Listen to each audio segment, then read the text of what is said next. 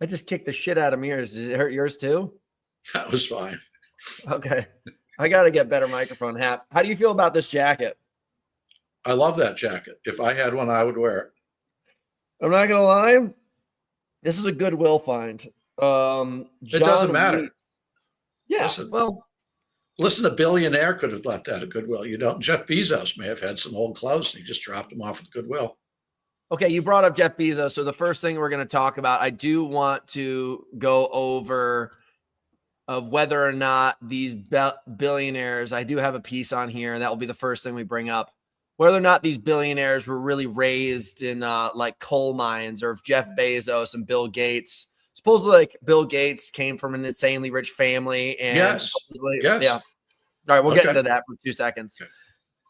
Ladies and gentlemen, boys and girls, we are back. We actually had a lot of success with this last time, so we just thought it'd be fun. Like, obviously, I am an athlete. I am an athlete first, but one of the greatest things I have going on in my life is I've got an astoundingly good family. My father's a mainstay in my life, my brothers, my grandfather, and they have great careers basically in media. And my dad has one of these kind of backbones to every single time I have a question, my dad's got an answer. And what we've decided to do, and part of the way that my dad and I've just kind of expanded upon our relationship over time, is I continue to send my dad articles, pieces that I'm skeptic about, curious about. And Dad seems to have a pretty deep understanding of each and every single one of them. And we decided to do our first show a couple of weeks ago called True or Not. And the whole idea was that we just wanted to figure out what the hell is going on in the world. A lot of it has to do with old history. A lot of it has to do with current history. And if you guys have any questions, feel free to hit it in the comments. And we're just going to have a fun old conversation. And I'll just say good morning to all my favorite guests. Grayson, Daly, I'm not going to say good morning to you. Grayson, it's always good to see you. Dad, you've already got a fan here. Investigative journalism from Jim Davia. So how are you today, by the way, Dad? I'm doing fine. I'm in New York City. Yeah. Getting ready for a big snowstorm. We're here. We're about to have a big rainstorm. And Pop-Pop's 95th birthday. Yeah. Kind of patron saint of the McIntyre family, the king of all media. All right. So I do want to get into this because we brought it up right away with Jeff Bezos. So this piece, if I didn't delete it. Oh, okay. Guys, I'm going to present the screen on this. Share screen.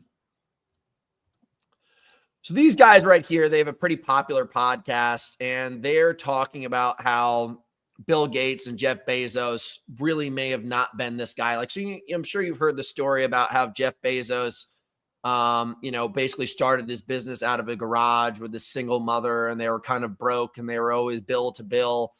And Bill Gates, I believe, I can't remember what they were saying here about Bill Gates, but Bill Gates kind of grew up in Washington as well, and maybe not in the most successful of all families. But these guys are saying Gates' family was very successful. His father was in a big law firm. By the way, Bill Gates was my classmate at Harvard, 1977. He and I went to Harvard together. You dropped out year one, though, right? Year two. And the other guy who ran Microsoft, Steve Ballmer, and I saw each other every day. So let's focus on Gates. His father was a major partner in a large law firm. He was on the board of Planned Parenthood. It's a big organization. Now, these guys say that he was somehow involved with the Federal Reserve, which, is the central bank of the United States. That's crazy. Wasn't Bill Gates' dad running the Washington Reserve, though? No. That's what they're saying here. Wrong. He was an attorney. Listen, this is one of those things where half of what they said is true and half of it doesn't make any sense. I mean, the Federal Reserve is not run by lawyers. So out of curiosity, why would somebody try to pitch the story, like spin a PR story like Jeff Bezos was raised in this kind of like broken household and, had two pennies to rub together? And well, Bezos may have been poor. I don't know a lot about him, but Gates was very, very well off. over the course of his lifetime. I mean, one of the reasons he went to Harvard is that his father, had a lot of dough. So look, the fascinating thing about these guys on these podcasts is, for some reason, they tell you the truth and then they lie to you as well, which I don't quite get. I mean, some of these stories are outstanding just if you tell the truth. Well, I think the thing is in these spaces that controversy is what sells. You just told me a great story, but let's just say all of a sudden you also told me this story that there's a rumor that Jeff Bezos's dad slept with Elon Musk's mom or something like that, and it has no real truth to it, but that little soundbite will move the needle. I don't know. Well, listen, a lot of the stuff that you and I look at on social media is completely false. But that's the exciting part about this show. Yeah, so listen, this is a partially true. These guys have a partially true statement about Bezos and Gates. Did you ever read Outliers by Malcolm Gladwell? And they use the Bill Gates piece as an example, where basically if he wasn't born where he was and had the access to the computers that he did, which were some of the first computers in the country, and he was able to spend so much time on him, would he have ever become what he was? I believe that. Yeah, I mean, that was a pretty crazy thing. And the other piece that they really pushed on it is that people were cheating in hockey by making their kids look a lot younger. Let's see here. I do want to keep on rolling here. I want to get something that's a little bit more on the spicy end. Okay, so being at its current information, I feel like the United States just in the past, I don't know. I used to think that the United States, we were raised to believe that the United States was like this economic, forward-thinking, progressive, best in the world at everything kind of country. Now that I'm a little bit older and a little bit wiser, I spent time just paying attention to what's going on in California, all these other places, like just even the Second Avenue train and how it took like fucking 30 years to make. Sorry to swear. You know what I'm talking about? Yes. And listen, the frightening thing about this post is it's almost entirely true. China is ahead of us this shows 30 things in 30 days. I can't tell you whether 30 days is the right timeline, but most of what is in here is true, which is frightening given that the United States can't do most of these things the United States can't do. Well, yeah. So I used to ride the Amtrak all the time going from New York City to Rhode Island because mom lived up there. You lived down in New York City. The thing was a piece of crap and still is a piece of crap. It goes like 50 miles an hour. It goes like 50 miles an hour. I go all over Europe. You see these bullet trains. So about a 300-mile-an-hour train that they just developed. They're now testing fighter jets that are even higher level in capacity that our fighter jets have. They launched the biggest amphibious assault ship. I'm assuming basically what's going on in the South China Sea, that these things are going to become quite popular.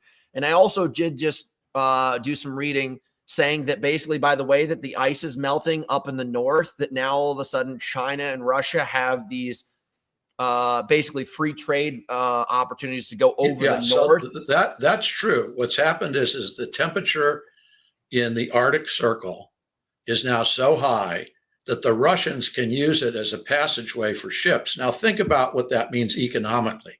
Those ships would normally have to go all the way down to the Suez Canal, which is fairly close to the equator, or the Panama Canal, thousands and thousands of miles to cross over and come up through the Pacific, or in the other case, the Mediterranean. So the North Pole area being melted is economically huge, and it's Russia and China, part of them a butt. Now, this is one of the reasons I think that we want Greenland, is that Central hub. Greenland touches the Arctic Circle. So I think one of the reasons Trump wants Greenland is it gives us the opportunity to have some bases in the Arctic Ocean. Yeah. Yeah. But this is embarrassing. This slideshow is embarrassing. Largest some dam. of this, that may not be in the last 30 days, but it's true. Yeah. Hypersonic Again, missiles. Some of this may not be the last 30 days, but almost every slide here is accurate. Yeah. Yeah. Yeah. All right. Well, all right. I just want to figure it out. I just want to figure it out. Very sad. Okay. Being that the Super Bowl was so gosh darn embarrassing, I'm going to bring this up. So I don't know what the heck happened to Bill Belichick being in our lifetime the greatest coach by far. Like it's Nick Saban and Bill Belichick. What would be the purpose of boxing out a coach like Bill Belichick when it seems like there's probably 50% of the league has just like terrible, terrible teams, like the Cowboys? Like, why would the Cowboys not take Bill Belichick? Why would? Because he wants to run everything. He wants to be the general manager. He wants to be the head of football operations. He wants to push the owners around. Owners are afraid of Bill Belichick coming in and having too much power, because at the Patriots, he ran everything, and most owners want to have a general manager who takes care of drafting players, and they have a head of football operations that run the stadium and the players. People don't want the guy as powerful as Belichick to come run their team, and he's nasty. I mean, tell me one. I agree with you. Tell me one CEO in business that's not nasty. Like, okay, so think about just the Detroit Lions. That coach came in, 3 to 4 years ago? The one who's killing it right now? Yeah, but he wasn't the famous, powerful coach. But he changed the entire – Dad, you and I have been Detroit Lions fans my entire life. I'm probably sure your entire life. And nobody's talked about them. I would hire if I owned a football team, I would hire Belichick. But the reason he didn't get hired by any of these places is that he's considered just too hard a case. Well, I don't know what to say. I think it's a mistake. Okay. The Dallas Cowboys and some of these teams that are like the worst teams in the universe, given how much money they paid for these players, I would draft him in a minute, but nobody did. And he ended up going to a university, which is just insane. Okay, so think about like a team like the Cleveland Browns where they signed that guy. They didn't do their due diligence, and then he ends up having like 20 sexual assault charges against him. You know what I'm talking about? Yeah, sure. So how does somebody in an organization like that spend $200 million on a player, which is far more expensive than what you'd spend on Bill Belichick, and then just tank in a humongous investment on a team that's in a pretty important sector of sport and look over somebody like this? Like, who's sitting there in offices with all this money and able to do that? Because I see it happen with a lot of sports teams. Well, the first thing is, and I don't know why this happens, some of these super, super successful athletes, they either don't do due diligence, the owners, or they say, look, I really need this guy, so I'm going to overlook his bad behavior and hope he doesn't get caught. One of the things about Belichick is Belichick has done one or two things that were considered cheating, but they didn't rise to the level of like beating up women. So, Belichick's problem was that, he sort of spied on one other team. That didn't keep, the Patriots didn't fire him. I think that the owners who let these guys who beat up women get onto their teams are crazy, because eventually they're going to get caught. Belichick should have been hired by one of the crummy teams like the Browns, because they're not going to win anytime soon. Yeah. Save a freaking team. Save a team. But Belichick does have a beautiful 24-year-old girlfriend, which is beyond creepy. Yeah. Well, you're right. Beyond creepy with the alligator skin. Okay. Totally different topic. Curveball. Freaked me out. I needed to bring this up. So basically, this story is talking about up until the 1980s that the majority of the basically medical skeletons that were in hospitals and high schools were all coming from one location, which was Calcutta. And they basically were selling dead bodies of people all over the world. And eventually it had to be stopped because they received a truckload of children's bodies. And it wasn't up until then, but for decades, it was all coming out of one region. Okay, I don't know about the children's bodies, but this, I thought this was not true. I have to tell you, when I saw this, I thought there's no chance. When I researched it, it is true. I don't know about the children part, and I don't know if it's just from Calcutta, but from India, it got to the level from India where it was over 50,000 a year. So now why does that happen? Because life is cheap in India. You know, you have 1.3 billion people. Some are very poor. The rich people completely ignore what happens to the poor people. I thought that this was insane. If you'd bet me about the things you sent me, which one was most likely to be fake, I would have put this at the top. But the great majority of what's being said here is accurate. I think no way, but the answer is it's true. So let's just look at, like, you're married to a doctor at a very, very established medical hospital in her own private practice. These people are all pretty intelligent and tend to be pretty high in morality, like, you know, high moral levels. Do they not try to say, hey, where did we get that skeleton from? Or, like, you know, remember when we were in high school, you get the jar with like the dead animal in it and stuff like that. Like, where did these things come from? Nobody you think was doing that? It depends on what kind of remains they were. If they were skeletal remains, I don't know that people paid attention to them. If they were embalmed bodies, you'd be able to tell. But that's okay. Okay, of all the questions you've asked, that's the most important question, is if they were sending these things from India to other places, why didn't the people who got them say anything? That's the part of this that doesn't make any sense to me. 50,000 a year, because there had to be some kind of procurer of all this. There had to be some kind of person who ran a logistics company. First of all, it's even creepier. Who do you think was the person that started this? Well, like, it happened decades ago. Okay. Well, let's move on to, okay. I've been talking to you about this for a long time. You guys are going to like this because it's deep down and dirty. Because these are real people that are still alive. This isn't decades ago. A handful of years ago, a year ago, I talked to my dad about this. And I said to him, I said, I really think that people are getting bumped off at a professional level.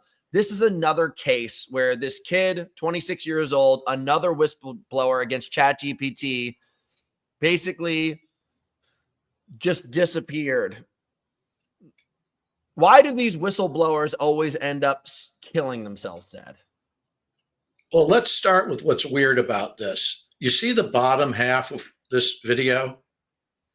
Yeah. That's a video of a guy named Oppenheimer, who's the father of the atomic bomb. So I can't quite figure out what's for starters. That part doesn't make any sense. I think what they do, Dad, this is a new thing that they do so that all of a sudden, I can't prove this, but so that all of a sudden they're not able to take down videos, they split screen it and play something entirely different so that somehow the technology involved in this doesn't flag the writing on the top half, because they're trying to censor things. They're filtering it out. So take that out of your conversation. It's a new tactic that they use. Okay. I do not think that this guy was killed. I think he killed himself. Now, I absolutely prove that to you? No. I can't absolutely prove it to you. He committed suicide. Okay, here we go, Dad. Boeing whistleblower found dead. Trump banker's son found dead in car in LA. He was a whistleblower. Federal informant Valentin 𝗵𝗪𝗏 found dead in LA. There's all these informers and whistleblowers just found dead. Okay, I can't prove that this is not true. I think if it was true, that the police would know about it, or the FBI.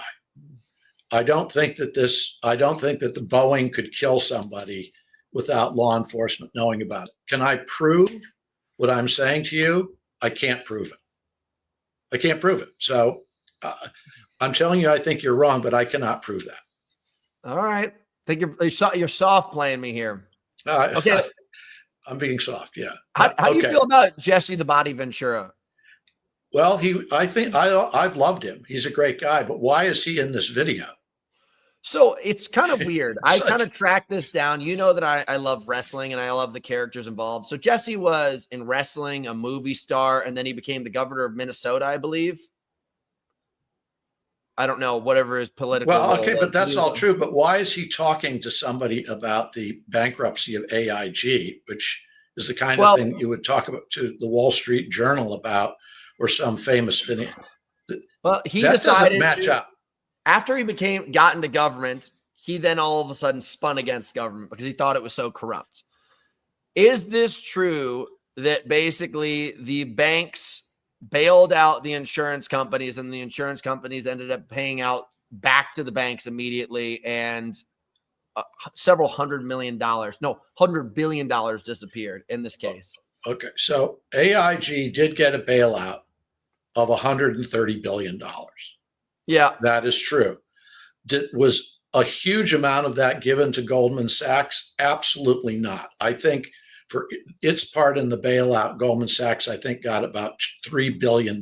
So this is another one of these that I love. Half of this is true. Half of it's a lie.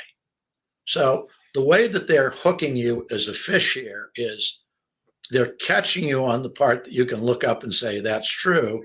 Then they're lying to you about the back half of it to make Goldman Sachs look bad, because Goldman Sachs is considered the villain of the financial world. So they believe that, well, Goldman Sachs is really bad guys, and here's an example of why they're even worse. So half true, half lie. All right, well, then let's go to this one. This right now is a comedic post, a satire post, basically about Elon Musk looking at all the treasury checks. And this is a scene from Dumb and Dumber. Right. This is kind of like another thing where what's ever going on with Doge right now, it seems that for the first time in our lifetime, even in your lifetime, that there's traceable information for massive levels of fraud. Now, that conversation that we just had was just kind of conjecture. People are like, well, I heard this, that, and the other thing, and you're saying it's partially false. What do you think's really going to happen right now with all of this? Like, is anybody going to be prosecuted? Musk is looking for massive level of fraud. He has unprecedented access to a lot of these databases, like part of the Treasury database. Their suits are being filed against him in the courts to try to force him to stop doing that, asking if it's legal. But one of the things that he and his people are looking for is fraud. Now, will they find any? I have no idea. Is there a chance that they'll have access to enough information at the Treasury and some of these other departmental governments to find that out? I think they may. I think they may be able to break into, question of whether it's legal or not, these massive databases. And listen, he has the smartest programmers in the universe who work for him at places like his AI company. So if anybody can do this, it's him. Will they find massive fraud? I don't know. Are they likely to find some fraud? Absolutely. Yeah, I think it's kind of comical. Have you seen how people are attacking the programmers because of their age? Yeah, and it's like that doesn't mean anything. These guys have been doing it from like the age of like 5 or 10. Go back to Bill Gates. Bill Gates started Microsoft when he was like 21 years old. Yeah, yeah. So they're just geniuses. They've been on the computers their whole lives. Listen, these guys are geniuses, and if anybody can find fraud problems, it's these guys. So who even prosecutes something like that? Who does that? Because if you're saying that the whole system's corrupt, what makes you guys, what would make anybody, a common man, think that all of a sudden when they get to the courtroom that anything better is going to happen? Well, some of what Musk is doing may be illegal. So as an example, it's not really legal to fire civil service people. A lot of these government people, there are rules about what you have to do to fire them. You can't just walk into a room and say, you're all fired. So Congress people who are on the side of the people who work in government, civil servants, are taking this to the federal courts. And so far, 1 or 2 federal courts have blocked some of this. Now, we could enter what's called a constitutional crisis. And that is when the president refuses to listen to what the courts say. because under the Constitution, Congress, the president, and the courts are supposed to have roughly equal weight. If for some reason Trump disregards the court system, it'll be mayhem. I'm excited. I'm about to paint my face. Okay. This one's about horses. This is a good one. I think I really want to ask this, and I'm not going to name any names because everyone's so sensitive these days. I'm just really curious. I asked you this last week, and now I'm bringing a very specific piece of information to you, and I want a specific piece of feedback. So we talked about this last week of whether or not there's some kind of like overseeing body, and you said no. But there's always been the conversation of the Rothschilds, and basically a group of people loaning money to governments and then basically pressing the governments when they want the money back. And this article right here is suggesting that in the World War II era, that the Rothschilds pressed the British, and that's how they were able to assume parts. World War I. World War I. Sorry. World War I. Sorry. Okay. So this is what happened. At the end of World War I, the British had something called the Balfour Declaration. And basically what it said is that they supported the Jewish people from around the world to have their own homeland, probably someplace in Palestine. So the British government supported that. Now, did the Rothschilds help finance some of the governments during the war? It's entirely possible. But did they have the power then to go to the British government and force any of these things on them? No, absolutely not. The Rothschilds were not that powerful. It's like Musk. I mean, he's very, very powerful, but can he get, a government to basically, in essence, set up a country someplace for somebody? He can't. So again, there's a tiny, tiny amount of truth in the fact that the British government, the Balfour Declaration, 1917, supported the creation of a Jewish state. Did it have anything to do with the loans that they had from the Rothschilds or anybody else? Any loans? No. Nope, there's no proof of that at all. Until Elon Musk comes around and we can see a paper trail. Well, let's see if he can set up an entire country and let people move there. All right. Let me figure out what I want to go to next.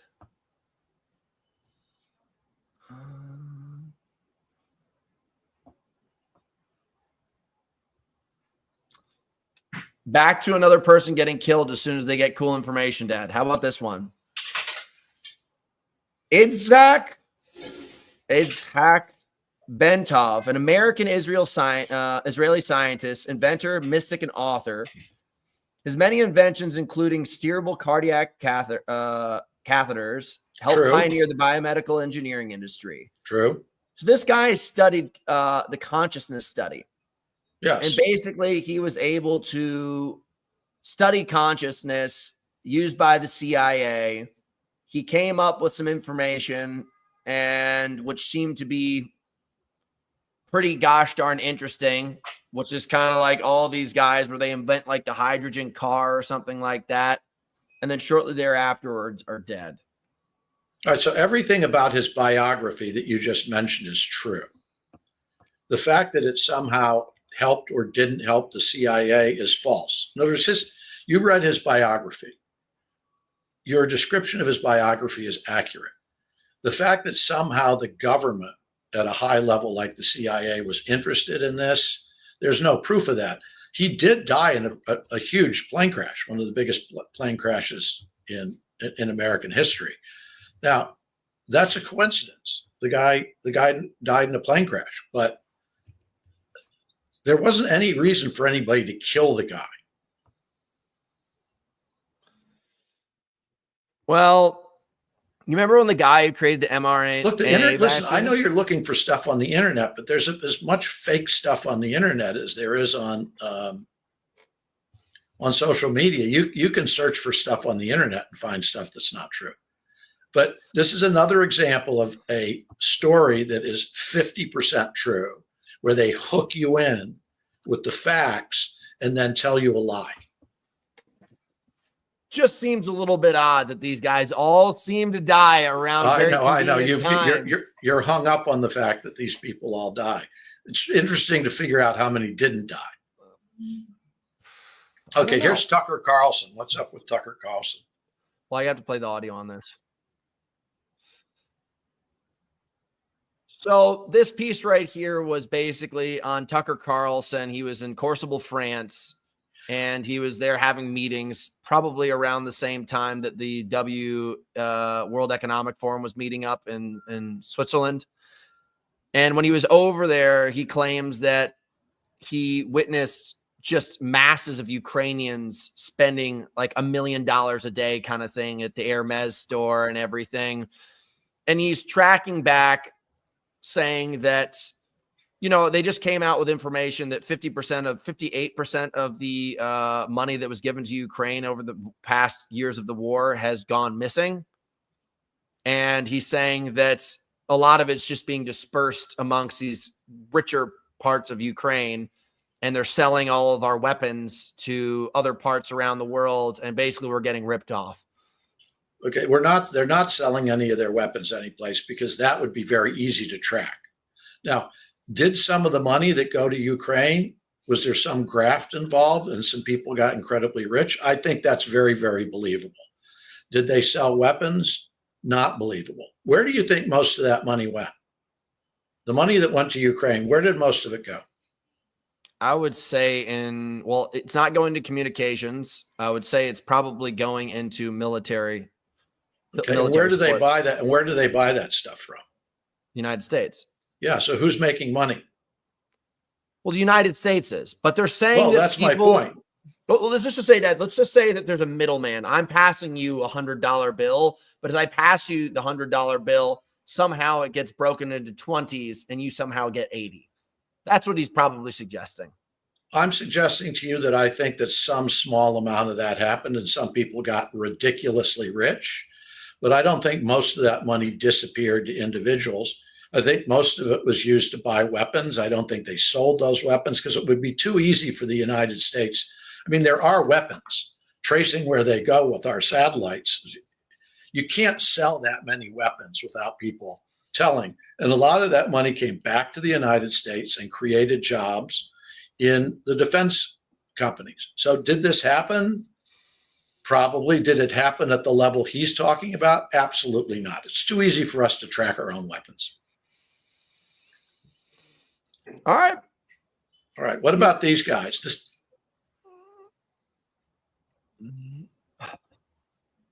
is a good story.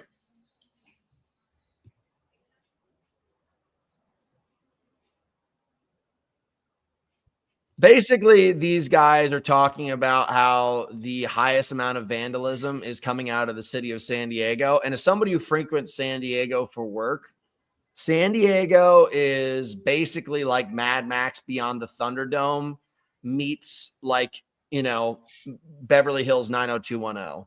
You go to one side of the street, it's mega mansions and beautiful condos and townhomes. You go to the other side of the street, you better have like a 50 caliber pistol and 2 bulletproof vests on.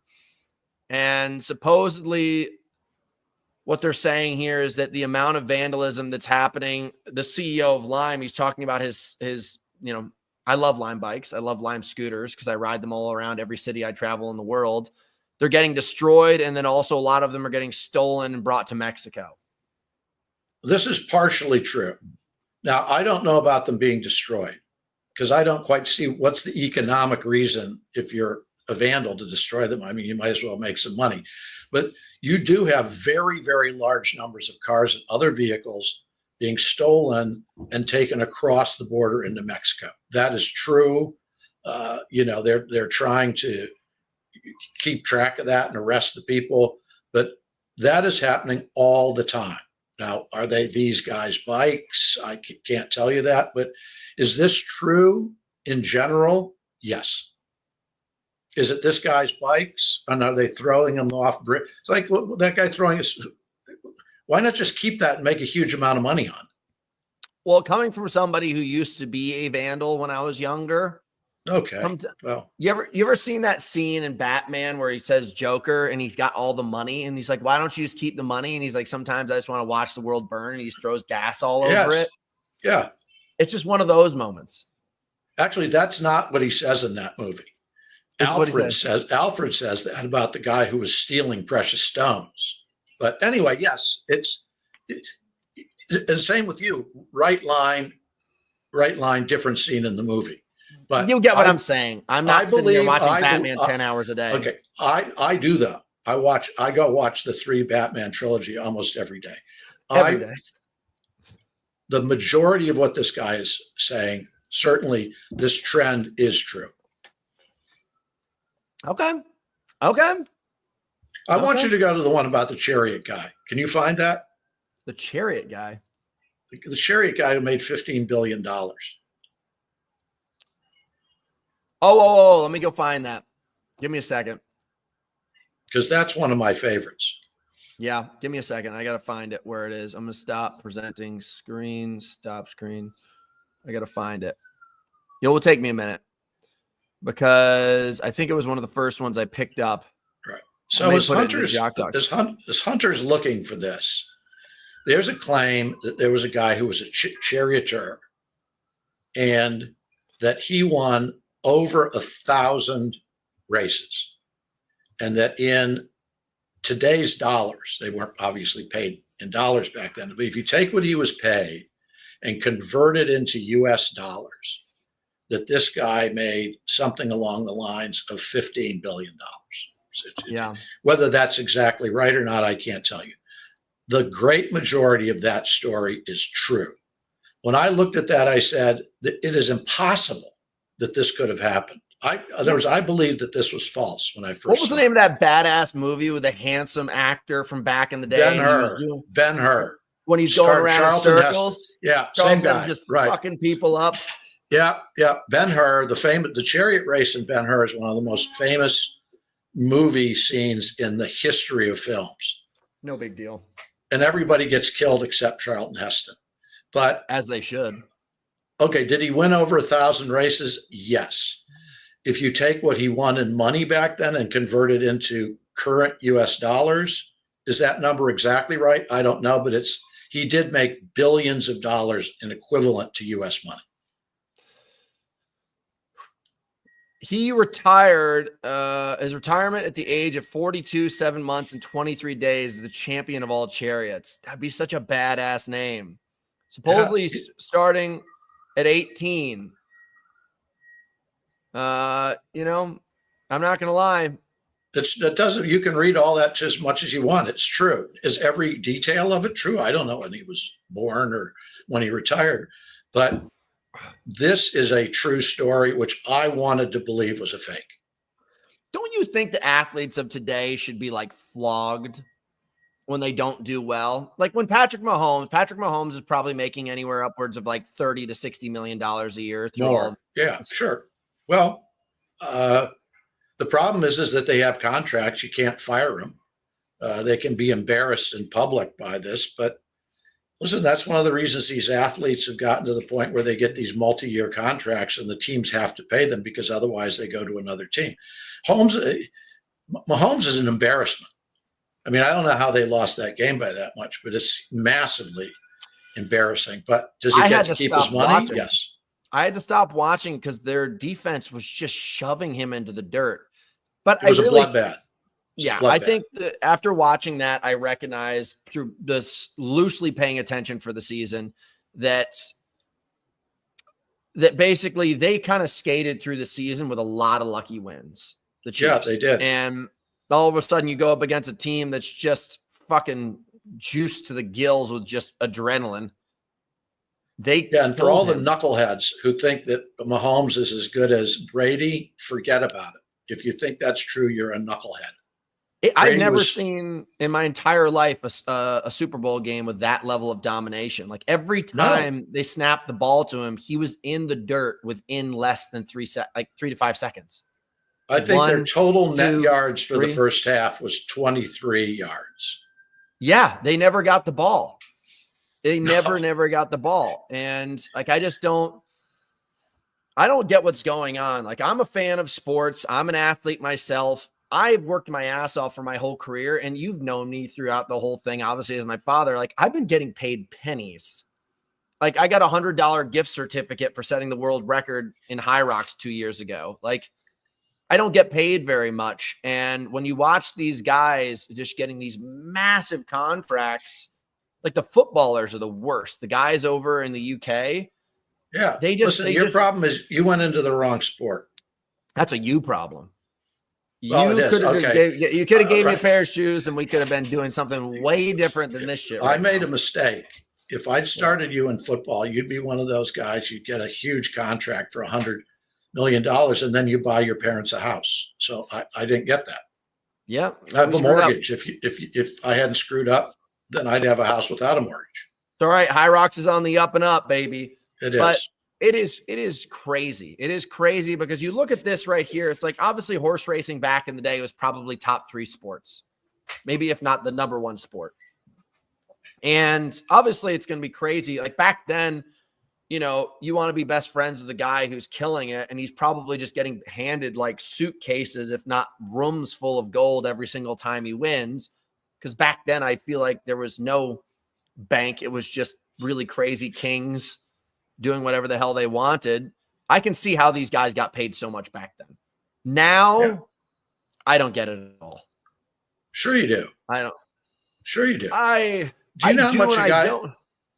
Okay, the guy who owns the Dallas Cowboys, he bought it for a few $100 million. I don't remember how much. That team's now worth $9 billion. Yeah. So, of course, he pays his athletes. He's gotten way richer than they have.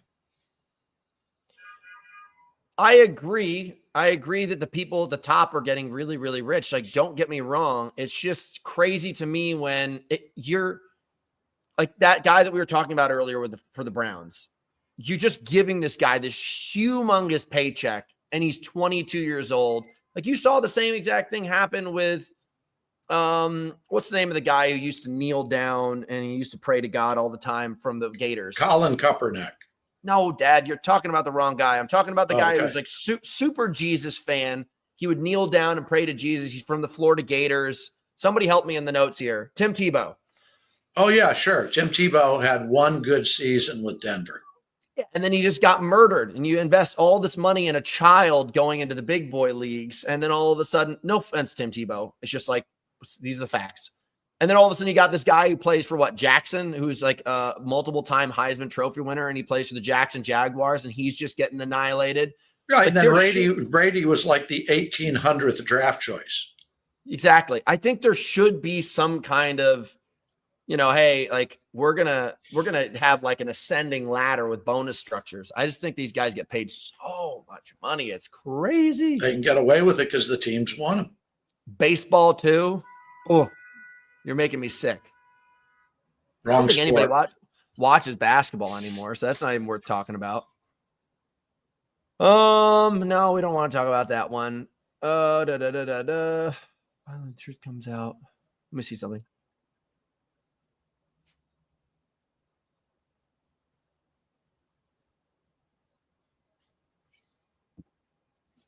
Okay. This is pretty crazy. So this is supposedly a book called The First Global. Let me go back and get that again. I'm going to refresh this. There's a book supposedly wrote by the World Economic Forum called The First Global Revolution that was published in the 1990s about how they were going to take over the world and basically create a unified control over the world through controlling us through disease control. And you can't get people to stop fighting against each other. So how do you get them all to conform? Well, there's this terrible disease that's going to take us all over. We need to protect you. This is an actual published book by the World Economic Forum. True or not? No. Really? No, it's complete. A book that says they're going to spread diseases to control the world? No. I mean, there may be some book that says all that, but it wasn't published by the World Economic Forum because, I mean, the World Economic Forum is people who are sane. It might be the WHO. I might have screwed that up, but no, it's not. The WHO wouldn't say the World Health Organization. It's the same thing. The World Health Organization, which is part of the UN, is not going to put out a book and say, we're going to spread around a disease and we're going to use the disease to convince people that they have to conform or the disease will kill all of them.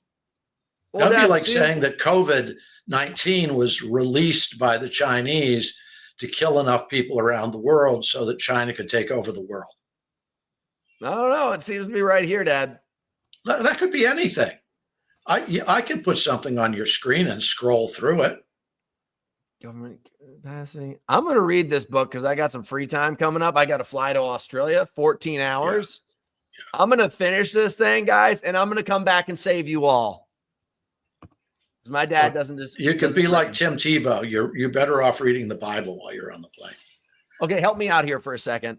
I've never really got the diamond thing, especially now that there's synthetic diamonds that they're creating. Why is the diamond industry so big if supposedly this group of guys in Russia they say right here that every single person in the world could have like a half-carat diamond and they'd still have 10 million diamonds left over.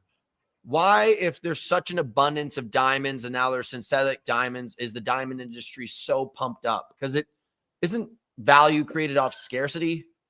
Okay, so this story is probably true, but it is not true. The abundance part of it is not true. The fact that there are enough diamonds here for everybody to have diamonds.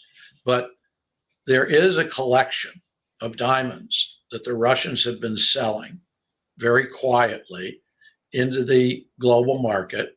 And it's not clear who makes the money on it. But this is another one of those stories that's sort of half true and half not true. So the guy who you see pointing earlier on, he's wearing a suit. See the guy on the left? He's a very famous American newsman. So unless they faked him being in this thing, which they could have, all the research that I've done indicates that there was a very large collection of diamonds and they've been sold into the open market, but not enough for all of us to have a diamond. Huh. So half true, half not true. Well, you've been married and you bought some diamonds during a lifetime. Do you think that the diamond industry is kind of just a hustle? Well, listen, it's like is the gold industry a hustle? I mean, look, people say they keep gold in their vaults at home, right? Because it's a hedge against inflation. And if the world blows up, they'll have gold. If I'm in my house and somebody's going to come steal my food because they're hungry and the world is falling apart, do you think if I hand them a bar of gold that they're going to care? Of course not. It's a lot of these precious metals are hustles to the extent that maybe they're rare, which means that they're considered valuable. But at the end of the day, the value is just what somebody's willing to pay for it. Do you think that what's going on right now with, I don't know, Bitcoin, crypto coins is going to continue to go up, or is it going to crash? Because there's two schools of thought. Catherine Wood, who you and I know, think that Bitcoin's going to become the global currency. Okay, and she has a very good argument for that. Warren Buffett and Jamie Dimon, who's the head of JP Morgan, think it's just a sham. They think it's a Ponzi scheme, that the only reason you can make money on Bitcoin is if somebody will pay you more for your Bitcoin. So there's two huge schools of thought on this, and people have to decide on their own what to do. If you bought Bitcoin 10 years ago, a lot of it, you're fabulously wealthy now, but that doesn't necessarily mean that there's an inherent value to Bitcoin that you're going to be able to go out and buy. I can't go to a dealership and buy a car with it tomorrow. But Catherine Wood could be right. It may end up being the universal currency in 10 years. Well, off the premise that scarcity creates value, they only produce 500 Ferraris a year and they're made, that just in itself creates value because a lot of people want Ferraris. Being that there's a set amount of these coins around the world, it's something that you can leverage against and say, we've got one solid number to measure value off of. Is that at all a level of does that matter at all anymore? Because it just seems like we've globally print money, and whenever there's an issue, and then all of a sudden it dumps the value of everybody's money. Well, Bitcoin is scarce, so that theory is possible. With American dollars, I mean, we just keep borrowing trillions and trillions of dollars. So eventually the value of US currency is going to be less than it once was, which means that the government has to pay more interest when it issues debt. So one of the problems the US government has is that they're not going to be able to issue infinite amounts of debt without paying higher interest. And that means the federal government has to pay all that interest out. So it's one of these things that spirals out of control eventually, and the US government gets in trouble. So just but that'll happen in your lifetime. Well, yeah, but just as somebody who's sitting here and it's like, which one do we depend on more? One seems like it's like, hey, this is pretty locked up. At least it's going to be what it is, unless there's somebody behind the scenes pulling some dirty tricks with Bitcoin. And then I don't think so, no. The United States government that's just like, we're going to dump another $1 trillion into the market this month. That is one of the basic foundational reasons why people think Bitcoin values are low now, that they'll go up by 10x. And if it starts to be used as a currency for a whole bunch of transactions, it could end up being true. Well, it was pretty cool. Do you remember I think it was called the Silk Road. It was like this dark web. Eventually the guy got caught trying to kill somebody, but it was like this, let's just say it was like eBay for like the dark web. You could buy anything you wanted on there, and they traded everything through Bitcoin. Like there's a way to I guess that's the interesting thing about Bitcoin, which is that you can make transactions that aren't really traceable, which seems like a lot of the world's kind of into. Any value in that? It gets used by listen, one of the reasons Jamie Dimon at JP Morgan doesn't use it is it's used by criminals. But that doesn't mean that its inherent value is any different. If Catherine Wood and some other people are right about it, the value of Bitcoin could go up by 10 to 100x in the next 5 years, because it's a currency that will be used more and more often, and because there's a finite amount of it.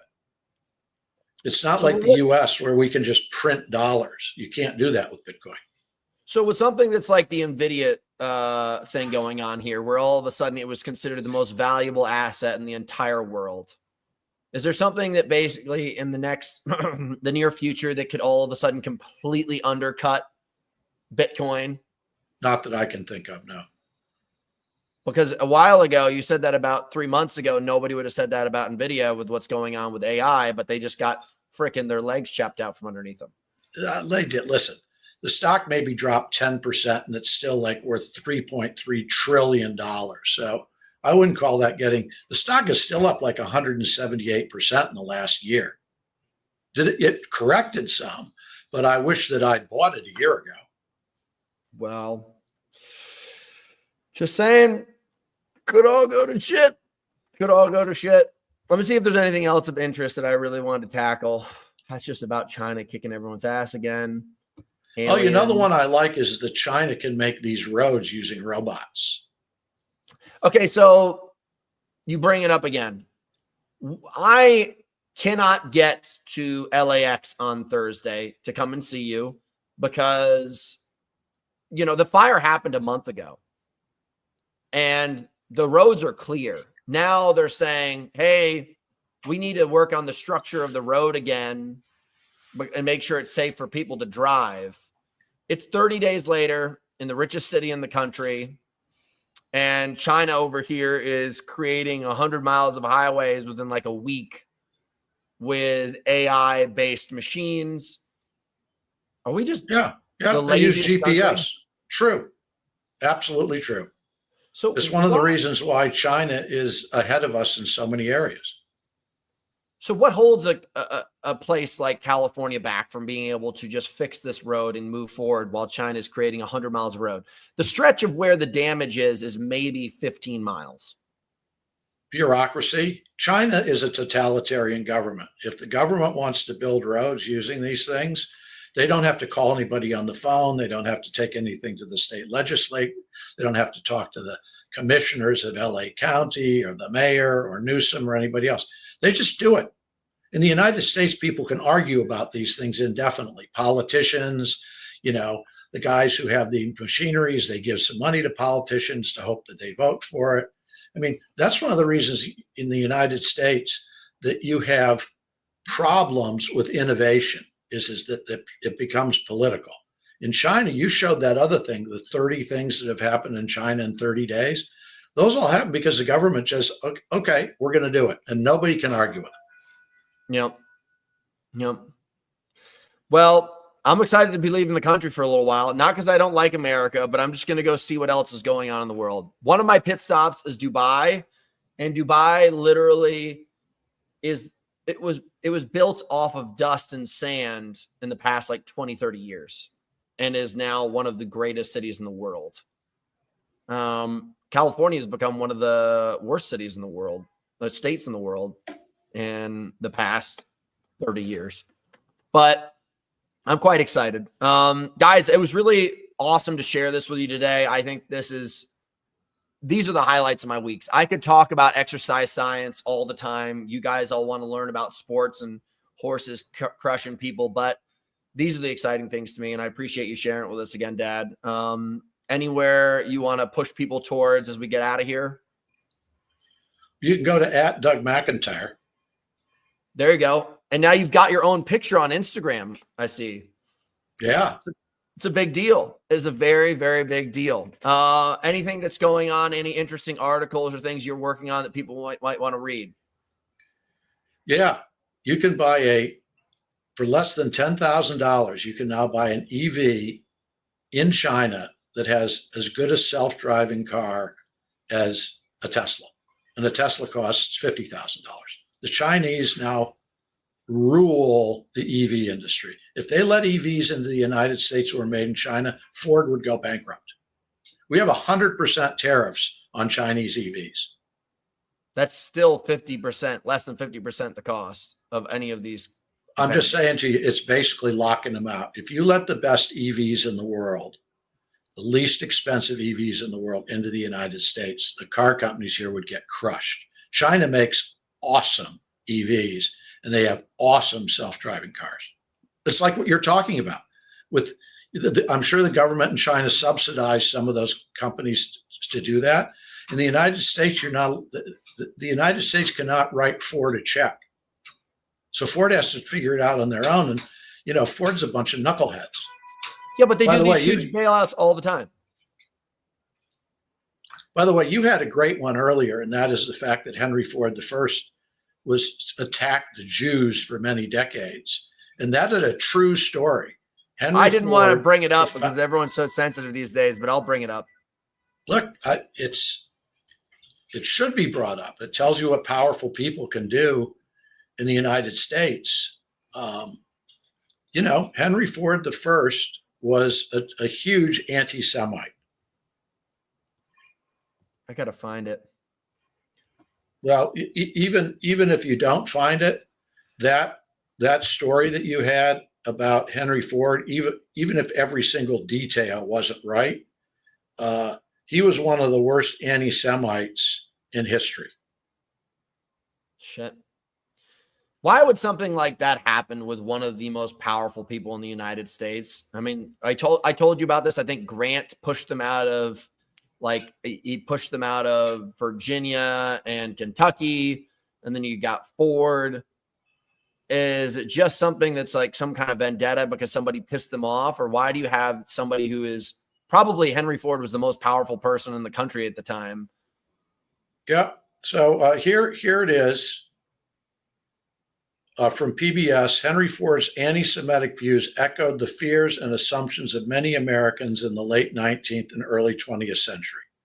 So, I mean, he did everything he could to spread anti-Semitic feelings around the United States by saying that, basically saying that the Jewish people had a conspiracy to take over the financial part of the United States. It's just pure hatred. I can't tell you why Henry Ford was that way, because I can't get inside his head, but he was so powerful that he got away with it. I mean, it's horrible, but that's the way America was back then. And you notice the Fords don't bring it up anymore. The Ford Motor Company sort of never mentions that. But he was the founder, Henry Ford. He was the founder. He was like, basically started the car industry in the United States. Yeah. Yeah. I mean, it's pretty insane to see that kind of stuff get swept under the rug. But when I saw it and I sent it to you, I was like, really? Yeah. You know what was really interesting? This really blew my mind. Hold on.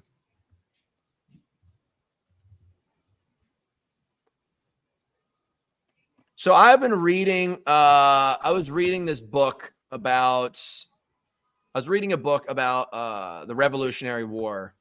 And I came across this guy named Steuben, who is a Prussian-born revolutionary general who came over to the United States, and he's considered the godfather of the United States military, the United States Army. All true.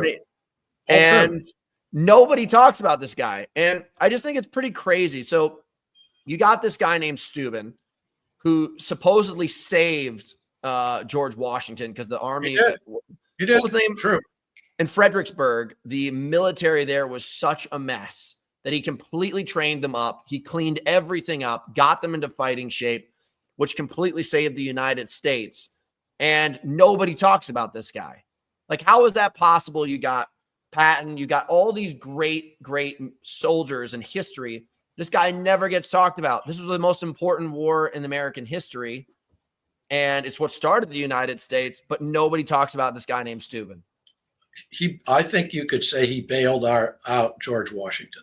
So the thing about Washington is Washington was a great man. He was a great leader, but Washington was not, he was not a military person. Yeah. The Continental Congress put him in charge of the military, and he was a general, but Steuben was a trained soldier. He was a trained officer. He knew everything you needed to know about training men, drilling men. He knew military tactics. He knew everything that Washington had lost a lot of battles. I mean, Washington had gotten the crap kicked out of him. And this guy, did he completely bail Washington out? I don't know. Did he pretty much bail him out? Absolutely. There should be statues to this guy everywhere. Yeah, that's what I'm saying. I mean, so it was kind of like in the startup of Hitler growing, there was a guy named Ernst Röhm who was gay. I think it's Ernst Röhm. and Hitler killed him, slaughtered him when he didn't need him anymore. Well, he turned against him. It was the Night of the Knives. I know, but then he killed him. Night of the Long Knives. Well, you got to be careful. You can't double back on your bro. But this was another guy. I mean, he kind of was really suppressed in the military, but supposedly he was a massive part of the force and was part of the reason, like, he was even able to come into power because he ran what was called the Brown Coats, which was basically the enforcers of all of Germany and kind of their whole party's movement. And Hitler didn't want any rivals, so he had this guy and a bunch of other people killed, all within a very. They rounded him up and they killed him. Yeah. And that's how Hitler got absolute power in Germany. Yeah, but that's crazy. The Steuben thing was quite interesting to me. Because listen, I've always liked history, and it's interesting how they bury somebody like that. But I'm definitely going to do some more research.